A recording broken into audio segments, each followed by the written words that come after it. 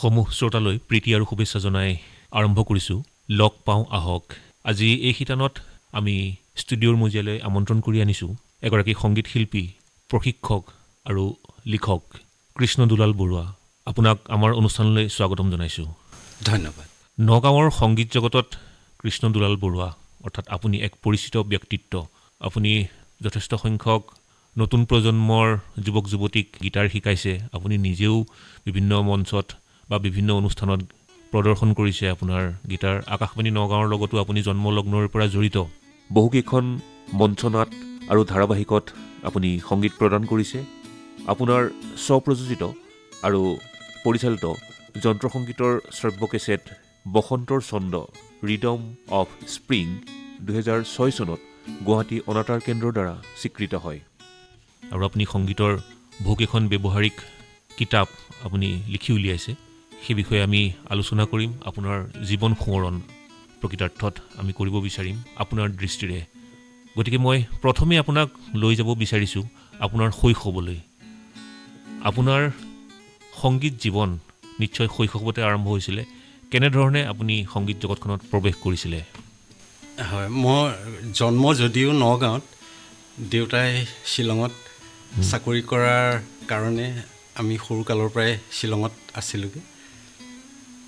আৰু শ্বিলঙৰ এটা পৰিৱেশ য'ত এই গীটাৰ বাদ্যযন্ত্ৰটো প্ৰায়বোৰ মানুহৰ ঘৰতেই দেখা পোৱা যায়। ডেকা ল'ৰাবিলাকেই হওক বা অকণমান জ্যেষ্ঠসকলেই হওক, তেওঁলোকে গীটাৰখন বজায়। আৰু তেওঁলোকৰ যিবোৰ কেৰল বা গস্পেল ছং যিবোৰ পৰিৱেশন কৰে, তাত গীটাৰখন যিহেতুকে লাগেই। ঘৰতো তেনেকুৱা অনুষ্ঠানবোৰ হ'লে তেওঁলোকে বজাই থাকে। সৰুৰ পৰা দেখি অহাৰ কাৰণে নিশ্চয় মোৰো এটা আকৰ্ষণ জন্মিছিল ভিতৰি ভিতৰি।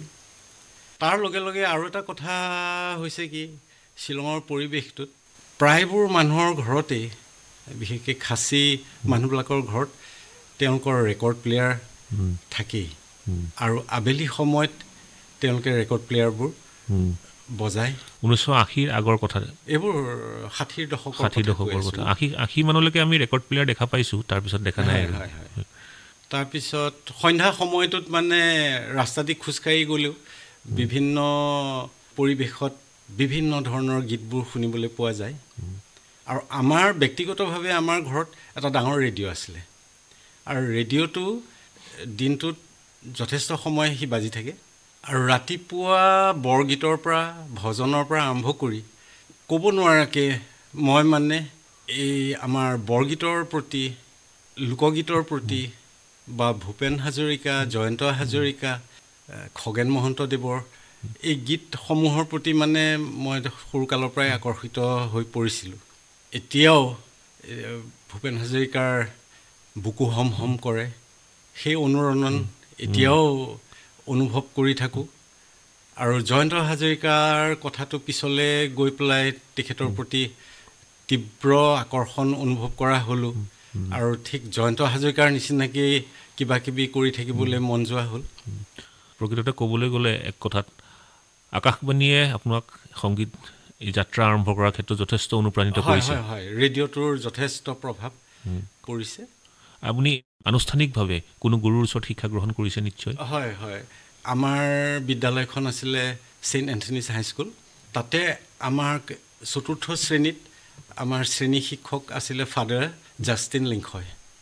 তেখেতেই আমাৰ গীটাৰৰ প্ৰথম হাত পুথিখন উলিয়াইছিলে এই উত্তৰ পূৰ্বাঞ্চলত। হয়। আৰু আমি পঢ়ি থকা অৱস্থাত কিতাপখন ওলোৱা নাছিলে। তেখেতে টাইপ কৰা কপিবোৰ আমাৰ মাজত ভগাই ভগাই দিছিলে। তাৰপিছত স্কুল ছুটি হোৱাৰ পিছতেই হওক বা কেতিয়াবা অফ টাইমত তেখেতে আমাক লৈ যায়। তেখেতে এজন ডাঙৰ সংগীতজ্ঞ, মাত্ৰ গীটাৰেই নহয়, তেখেতে আমাৰ ছেইণ্ট পলছ কেথিড্ৰেল তাত অৰ্গেন বজাইছিলে, একৰ্ডিয়ান বজাইছিলে, বিভিন্ন বাদ্যযন্ত্ৰৰ সৈতে তেখেতে জড়িত। তাৰপিছত গীটাৰখন ধৰিবলৈ দিয়ে যদিও সৰু হাত আঙুলিৰে গীটাৰখন ধৰিবলৈ খুব টান পাওঁ। তাৰপিছত ইতিমধ্যে আকৌ আমাৰ বিদ্যালয়ত এটা বেণ্ড আছিলে। ইটালিয়ান ফাদাৰ এজনে তেখেতে প্ৰশিক্ষণ দিয়ে। আৰু তাত মানে ক্লেৰিনেট, ছেক্সোফোন, এনেকুৱা ব্ল'য়িং ইনষ্ট্ৰুমেণ্টবিলাকৰ চৰ্চাটো বেছি হৈছিলে। আৰু সেই বেণ্ডটোৱে মানে বিভিন্ন সময়ত একেবাৰে ৰাষ্ট্ৰীয় সংগীতৰ পৰা আৰম্ভ কৰি সকলো বিভিন্ন অনুষ্ঠানত তেওঁলোকে সংগীত পৰিৱেশন কৰিছিলে। তাই গীটাৰখন মই বলে নোৱাৰিম বুলি মই তাতো সোমাইছিলোঁগৈ। তাৰপিছত এই ক্লেৰিনেটটো ফুৱাই বজাব লাগে। সংগীতৰটো একোৱেই ধৰিব পৰা নাই, তেখেতে মাত্ৰ এনেকৈ ফুকি এনেকৈ এইকেইটা আঙুলিৰে এইকেইটা হেঁচি দিয়া। আৰু তাত ডাঙৰ কথাটো হ'ল কি, গোটেই বস্তুটো হাৰমনি। এতিয়া ইয়াত আমাৰ ভাৰতীয় সংগীতত আমি সৰু কালৰ পৰাই মানে সুৰটোৰ লগত জড়িত, মেলডিৰ লগত আমি জড়িত, কিন্তু তাত যিহেতুকে হাৰমনি, প্ৰত্যেকৰে অংশবোৰ বেলেগ বেলেগ, চব টুকুৰাবোৰ মিলি পেলাই ধৰক জনগণ মন হৈ গ'ল। তে সেইকাৰণে একো তত ধৰিব নোৱাৰাকৈ তেনেকেই গৈ পেলাই চেষ্টা কৰিছিলোঁ।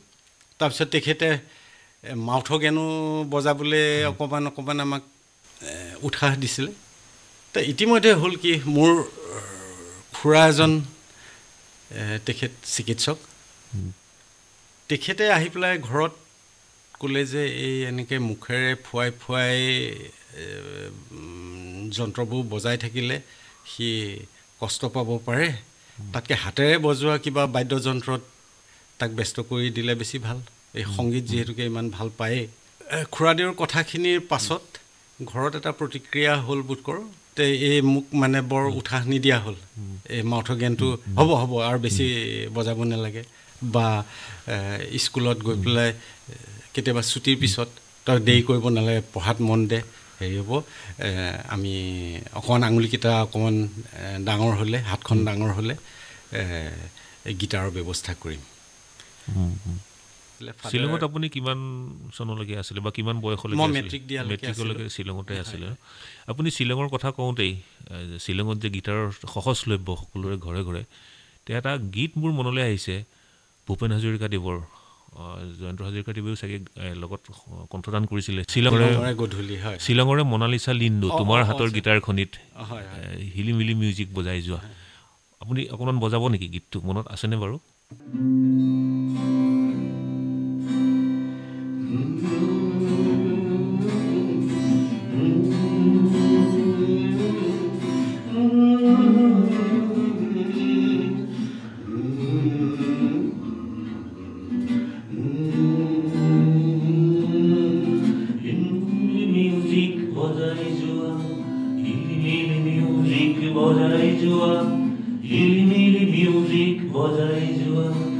শ্বিলঙৰে মনালিছা লিণ্ডু, তোমাৰ হাতৰ গীটাৰখনিত হিলিমিলি মিউজিক বজাই যোৱা, হিলিমিলি মিউজিক বজাই যোৱা, হিলিমিলি মিউজিক বজাই যোৱা, হিলিমিলি মিউজিক বজাই যোৱা, হিলিমিলি মিউজিক বজাই যোৱা।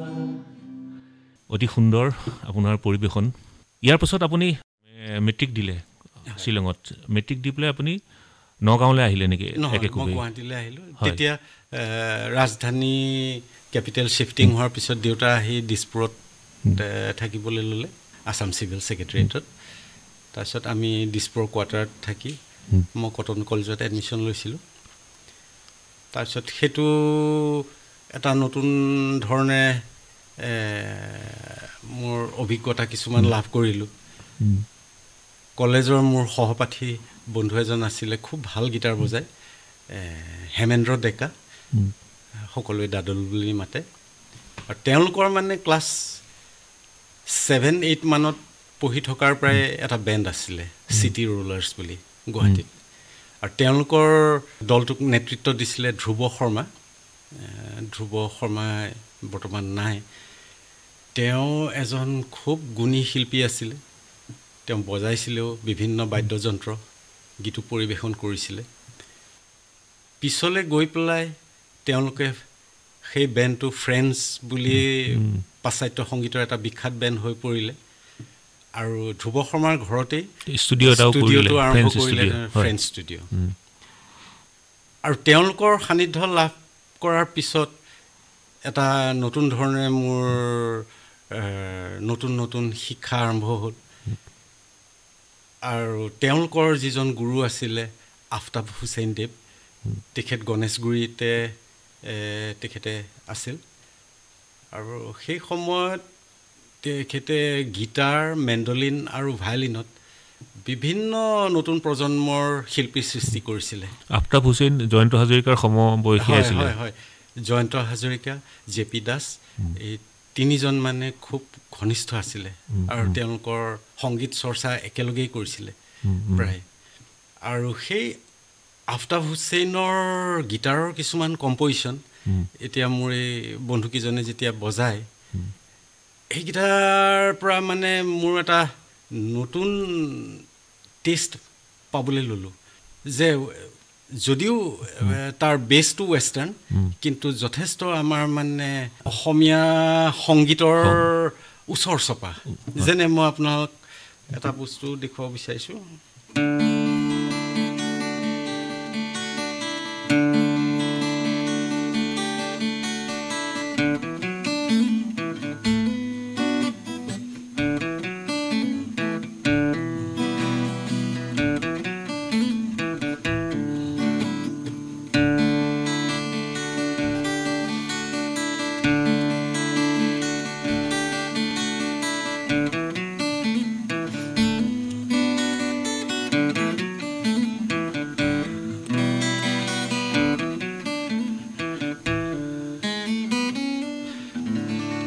এই বস্তুখিনি শিকি পেলাই বিভিন্ন কম্পিটিশ্যনতো কম্প'জিশ্যনবিলাকৰ সাংঘাতিক স্কোপ আৰু সেই আফতাব হুছেইন দেৱক মই এটা সৃষ্টিৰ কাৰণে সদায় তেখেতৰ ওচৰত মানে মই আচলতে জয়ন্ত হাজৰিকা যেতিয়া ঢুকোৱাৰ পাছতে মনীষা বাইদেউক কেন্দ্ৰ কৰি পেলাই আফতাব হুছেইন দেৱে এটা কম্প'জিশ্যন কৰিছিলে দ্য লোনলি লেডি এটা অৰ্কেষ্ট্ৰা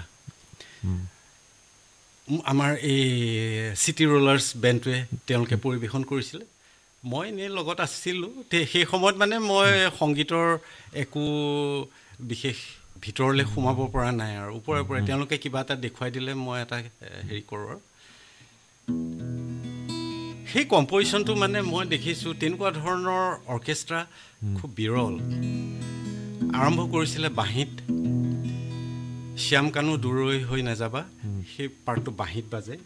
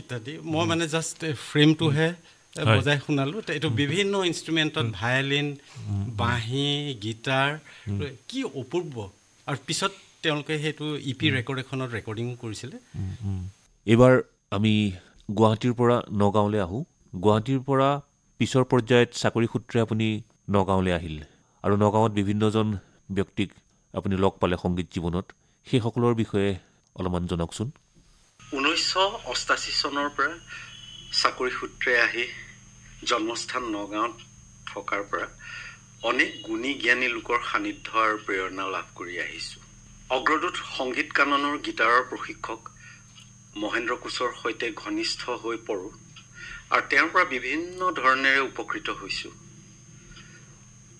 গুৱাহাটী অনাতাঁৰ কেন্দ্ৰৰ কম্পোজাৰ দীপক শৰ্মাৰ সান্নিধ্যৰ মাজেৰেও উপকৃত হৈছোঁ প্ৰয়াত সংগীতজ্ঞ বিবেকানন্দ ভট্টাচাৰ্য যজ্ঞ বেজবৰুৱা প্ৰয়াত কণ্ঠশিল্পী ভৱেন বৰদলৈ আলোকশিল্পী অমূল্য মান্নাৰ দৰে জ্যেষ্ঠসকলৰ নাম শ্ৰদ্ধাৰে সোঁৱৰোঁ বৰ্তমান গুৱাহাটী অনাতাঁৰ কেন্দ্ৰৰ অৱসৰপ্ৰাপ্ত টপ গ্ৰেড কম্পোজাৰ অনুপম চৌধুৰীদেৱৰ মৰম আৰু দিহা পৰামৰ্শ লাভ কৰি থকাটো মোৰ বাবে পৰম সৌভাগ্য আপুনি ইতিমধ্যেই সংগীতৰ ব্যৱহাৰিক দিশটো সামৰি লৈ পেলাই কিতাপ লিখিছে 2001 চনত সংগীতৰ ব্যৱহাৰিক সূত্ৰ আৰু গীটাৰ এখন বনলতা প্ৰকাশনে প্ৰকাশ কৰিছে তাৰ 2004 চনত ইয়াৰ নতুন সংস্কৰণ ওলাইছে তাৰপিছত আপুনি সংগীতৰ সূত্ৰ আৰু গীটাৰ সংগীত সূত্ৰ আৰু গীটাৰ এখন ৰচনা কৰিছে শেহতীয়াভাৱে ৰচনা কৰিছে এই দুইখন কিতাপ সংগীত শিক্ষাৰ্থীসকলৰ উদ্দেশ্যে আপুনি লিখিছে যিসকলে গীটাৰ শিকিবলৈ মন কৰে আৰু এখন লিখিছে আপুনি প্ৰাচ্যৰ দৃষ্টিৰে পাশ্চাত্য সংগীতত এভুমুখী এবাৰ আপোনাৰ সংগীত প্ৰশিক্ষক জীৱনৰ বিষয়ে অকণমান আমি জানিব বিচাৰিছোঁ যে বিভিন্ন সময়ত আপুনি নগাঁও অঞ্চলৰ বিভিন্ন সংগীত শিক্ষানুষ্ঠানত আপুনি গীটাৰ শিক্ষা শিষ্যসকলক দিছে আপোনাৰ যথেষ্ট সংখ্যক শিষ্যই বিভিন্ন মঞ্চত বা বিভিন্ন অনুষ্ঠানত বা বিভিন্ন প্লেটফৰ্মত তেওঁলোকে নিজৰ প্ৰতিভাৰ পৰিচয় দি আহিছে আপোনাৰ প্ৰিয় শিষ্যসকলৰ বিষয়ে অকণমান আমাক জনাব নেকি হয় আচলতে প্ৰিয় শিষ্য মানে সকলোৱে মোৰ প্ৰিয় আৰু তাৰে ভিতৰত কেইজনমানে ইমান সুন্দৰকৈ সংগীতটো আয়ত্ত কৰিছে আৰু তেওঁলোকৰ যি ধৰণৰ এতিয়া পৰিৱেশন কৰা ষ্টেণ্ডাৰ্ডটো বহু ক্ষেত্ৰত বহুকেইজনেই মোতকৈ অন্তত উন্নত বুলি মই ভাবোঁ আৰু কেতিয়াবা মই তেওঁলোকক কওঁ যে হেৰি এই নতুন কিবা বস্তু আছে যদি আহাচোন তোমালোকৰ পৰা এতিয়া মই শিকোঁ তেওঁলোকে লাজ কৰে কিন্তু ঘটনাটো হ'ল যে কি মই লক্ষ্য কৰিছোঁ দুই এজন প্ৰাক্তন ছাত্ৰ তেওঁলোকে গৈ পেলাই মুম্বাইত শিকিছে তাৰপিছত কলিকতাত শিকিছে তাৰ ভিতৰত এজন হ'ল অভিষেক ধৰ তেওঁ গীটাৰ শিকিছিলে তাৰপিছত তেওঁ কীবৰ্ডো শিকিলে তাৰপিছত বৰ্তমান তেওঁ গীটাৰৰো প্ৰশিক্ষক কীবৰ্ডৰো প্ৰশিক্ষক ইয়াৰ উপৰি তেওঁ এজন খুব ভাল সংগীত ব্যৱস্থাপক তাৰ লগতে তেওঁ চণ্ডীগড়ত আছিলে তাৰপিছত চণ্ডীগড়ৰ পৰা আহি তেজপুৰত বিষ্ণুৰাভা দেৱৰ ঘৰতে এটা ষ্টুডিঅ' আৰম্ভ হৈছিলে সেই ষ্টুডিঅ'টোত তেওঁ ছাউণ্ড ৰেকৰ্ডিষ্ট হিচাপে কাম আৰম্ভ কৰিলে তাৰপিছত সেইধৰণে আছে বিশ্বজিৎ বৰঠাকুৰ বুলি এজন তেওঁ গীটাৰ সুন্দৰ বজাই আছে মুকুল বৰা বুলি তেওঁ খুবেই জনপ্ৰিয় বৰ্তমান তাৰপিছত শান্তনু বৰা বুলি এজন ঠিক গোপাল শৰ্মা ৰেকৰ্ডিং ষ্টুডিঅ'টোৰ ওচৰতে ঘৰ আছিলে তেওঁ আগতেও মুম্বাইত গৈছে গৈ পেলাই ৰিয়েলিটি শ্ব'টো তেওঁলোকে এবাৰ ৰানাৰ্ছ আপ হৈছে খুব সুন্দৰ পৰিৱেশন কৰে তাৰপিছত তেওঁ সাংসাৰিক জীৱন আৰম্ভ কৰি পেলাই কিছু বছৰ থাকি এতিয়া বৰ্তমান আকৌ তেওঁ মুম্বাইতে গৈ থিতাপি লৈছেগৈ তাৰপিছত ঋষিকেশ দত্ত বুলি একেবাৰে সৰু ল'ৰা যোৱাবাৰ M.Com পাছ কৰি আহিছে তেওঁ গুৱাহাটী বিশ্ববিদ্যালয়ৰ বিভিন্ন ইউথ ফেষ্টিভেলত সদায় তেওঁ ফাৰ্ষ্ট প্ৰাইজটো গ'ল্ড মেডেলটো লাভ কৰিছে সেইটো খুব আনন্দ দিয়ে তাৰ উপৰি দীপাংক শইকীয়া প্ৰাঞ্জল শইকীয়া দিগন্ত তালুকদাৰ মনজিৎ চৰকাৰ এনেকৈ অনেকজনে তেওঁলোকে নিজ নিজ ক্ষেত্ৰত যথেষ্ট সুনাম অৰ্জন কৰিছে এইটো লক্ষ্মীনাথ বেজবৰুৱাৰ 150 বছৰীয়া যি জয়ন্তী হৈছিলে হয় 2013 চনত তাত ও মোৰ আপোনাৰ দেশ গীতটি বিভিন্ন ভাষাত তেওঁলোকে অনুবাদ কৰি পেলাই তাত পৰিৱেশন কৰিছিলে সেই কাৰ্যসূচীটোৰ লগত আপুনিও জড়িত আছিলে আপুনি কেনেধৰণে জড়িত আছিলে আচলতে মোৰ আপোনাৰ দেশৰ ইংৰাজী অনুবাদটো মই কৰিবলৈ চেষ্টা কৰিছিলোঁ আৰু সেই সময়ত কমিটিখনে গ্ৰহণ কৰিলে গ্ৰহণ কৰি পেলাই আমাৰ তেনেকুৱা ধৰণৰ দল গঠন কৰি পেলাই ৰিহাৰ্চেল কৰা প্ৰেক্টিছ কৰাৰ ব্যৱস্থাবোৰ কৰিলে তো ইয়াৰ উপৰি এই যে প্ৰথম মই কৈছিলোঁ অভিষেক ধৰ তেওঁ যিহেতুকে খুব ভাল সংগীত ব্যৱস্থাপক তেওঁকে মোকে দায়িত্ব এটা দিলে যে মিউজিক ট্ৰেক এটা বনাবলৈ মোৰ আপোনাৰ দেশৰ কাৰণ অসমৰ বিভিন্ন জেগাত একেবাৰে নাগালেণ্ড পৰ্যন্ত তেওঁলোকে যিহেতুকে ৰিহাৰ্চেলটো কৰিব এটা স্কেলত হোৱাটো ভাল কাৰণ এখন মঞ্চতে তেওঁলোকে আহি পেলাই যিহেতুকে পৰিৱেশন কৰিব ভিন ভিন স্কেল হ'লে দিগদাৰ হ'ব আৰু আমি চি মেজৰ স্কেলটোৱেই সকলোৰে কাৰণে সুবিধাজনক হ'ব বুলি ভাবি পেলাই আমি কৰিছিলোঁ সেই মিউজিক ট্ৰেকটোৰ লগতো মই আৰু অভিষেক ধৰ আমি জড়িত হৈ পৰিলোঁ আমি ইয়াৰ আগতে জয়ন্ত হাজৰিকাৰ গীতৰ কথা পাতি আছিলোঁ আৰু গীটাৰখন আপোনাৰ হাতত আছে আৰু জয়ন্ত হাজৰিকাৰ গীত যদি আমি আপোনাৰ গীটাৰত নুশুনো তেনেহ'লে অনুষ্ঠানটো আধৰুৱা হৈ ৰ'ব গতিকে এটি গীত আপোনাৰ পচন্দৰ জয়ন্ত হাজৰিকাৰ